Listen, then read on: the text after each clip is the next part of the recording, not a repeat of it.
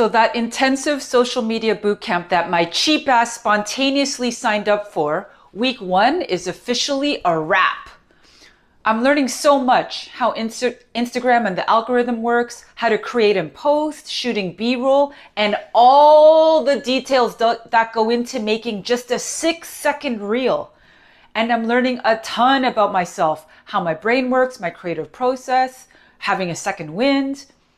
If you're just joining, this is your girl Sue, aka your internet big sis, giving you some real talk on life, what you can look forward to when you turn 50, reflections on quitting my job, and more. You can follow my journey on Instagram, and I'll link my handle in the description. This week, I'm sharing an update about the bootcamp and being child-free by choice, which came up in week 1.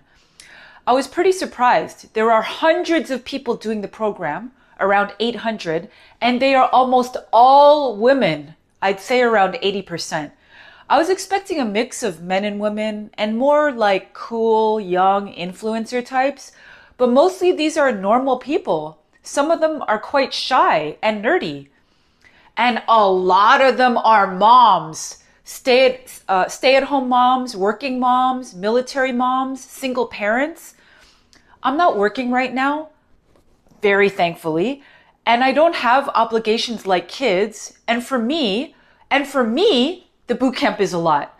I feel for all the people who are already trying to balance work or school plus families and an intensive 4-week bootcamp like this. Like, holy shit. And I legit feel sorry for people doing this who are absolute beginners, and there are way more of those than I was expecting. Like, I was shocked. There are so many who have never even had an Instagram account, let alone put up even one post. And a lot of these beginners are in their 40s and 50s. I'd say at least half. The very first day of our program, during our very first video call with everyone in our group, the program is so big, we're divided into 14 groups, each with around 60 people. A nice British lady in her mid-50s puts up her hand. She's been trying to go through all of the course resources, the AI tools, templates, and struggling to even get onto Discord and trying to figure out how to take pictures and videos for her first post. I've been telling myself I can do hard things, but I'm just so overwhelmed. And she bursts into tears. I told my ninja mentor friend, Coco, about it. I feel so bad for her. She melted down in front of everyone. Coco hit me with a clutch reframe. Listen up, kids. It's a great thing that she cried. You should have told her, you're so brave. You're facing your feelings and your fears out loud in front of 60 people. Crying means you're venturing out of your comfort zone. You should know by now. If you're not a little uncomfortable, you're not growing. I was like, oh my God, duh. I'm a writer. I hate smug little cliches that rhyme, but I have to admit, you gotta feel it to heal it really works here. Once you feel the feeling all the way through, it moves through you and makes space for new ideas and thoughts, confidence and self-awareness to come flowing in. In week 1, everyone had to introduce themselves and share their creator vision. Not just what do you want to post, but who are you? What are your interests, values, lifestyles? We each had to present our intro in front of the whole group. A lot of people said they cried while writing their intros because it brought up so much deep personal stuff, past traumas, relationship issues, financial issues, being a single parent, having a serious illness. So many people said it felt like therapy. Something I really wanted to say in my intro was, I'm child-free by choice. But I was afraid. I didn't want to offend anyone. Again, so many moms. Or make anyone feel bad about their life choices. At the same time, being child-free by choice is an important topic for me and should be for women everywhere. Having a baby takes over your entire life. Your time, your finances, your mental health, your identity. That's for men and women. But for women, the childbearing gender, it's also devastating on your body. Do you know how many women complain about suddenly having pancake ass after having their first kid? Did you know having a baby can affect your voice? Like literally your singing voice. I read one story online by a woman who loved singing. She was a soprano and she noticed her voice got a lot lower and flatter after her pregnancy because of postpartum hormonal changes and shifts in her vocal cords. And it never went back to how it was before. And she was devastated. And 4 words: 3rd degree vaginal tear. Having a baby can destroy your body along with your hopes and dreams. Real talk. We live in a capitalist, profit-driven society. The current socioeconomic system is not set up for our happiness or for optimal human living. It is set up for obedience, consumption, and producing a steady stream of future wage slaves and consumers, aka children.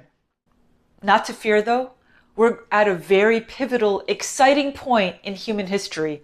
We have the opportunity to shift from fear and greed-based consciousness to a mindset that's more love-based and aware.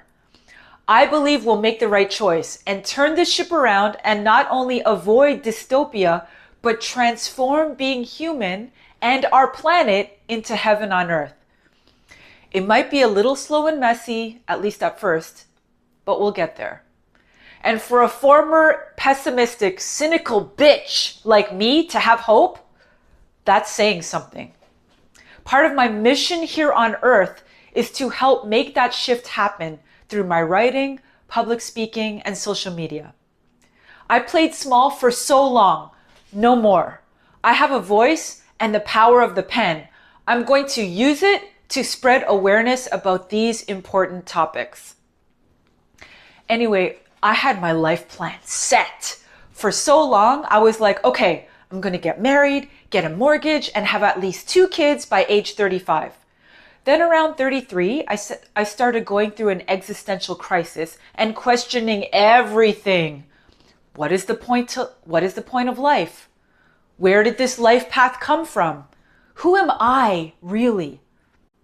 And I realized a lot of my beliefs weren't mine. They were handed down from my traditional immigrant parents, society, mass media, the education system, my peers, and of course, biological programming. And when I asked myself, do I, the real thinking for myself I, want kids? My answer was no. My brother, he's 3 years younger, has a very cute son and daughter, aged 10 and 6. Being a cool auntie who can hang out with them a few times a year and give them back at the end of the day is more than enough for me. It is legit the best of both worlds. Now I'm 50 and going through perimenopause, so the having babies ship has sailed, biologically speaking, and I don't feel like I'm missing out at all. In fact, and I don't say this to make anyone feel bad, I'm just being real here. I am living my best child-free life / second childhood.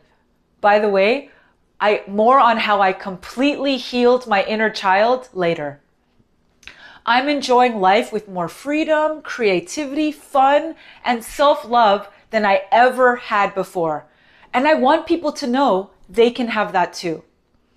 I was able to quit my safe, cushy, but uninspiring office job partly because I'm child-free and pursue working on my travel memoir and the social media bootcamp. I joined a great co-working space where I'm meeting great people. My biggest problem every day is, what fun activity do I want to do tonight? Dance class? Practice music? Work on a jigsaw puzzle?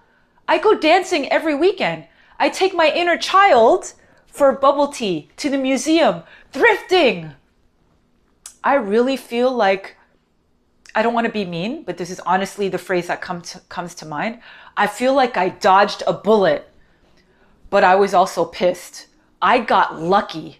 What if I hadn't? I can't know for sure, but I can see very clearly how how I'd very well be a divorce statistic if I'd married the guy I was supposed to marry, and be a miserable, regretful parent right now if I'd ended up having kids. We need to be properly educated about all our options and all the ways our bodies and lives can be affected by having kids. So I'm saying this for all the people, especially women, the childbearing gender, who are even thinking about having kids. Really ask yourself, is this what I want? Or is this what I think I'm supposed to want? Be open and curious. Question everything: the world, society, the education system, mass media. Ask where your beliefs really come from, and keep the ones that resonate with you and leave the rest. From there, you can build a life that is really yours. To be clear, I'm not saying being child-free by choice is the right path for everyone. I'm anti any system that makes women feel like they're less than if they don't have kids.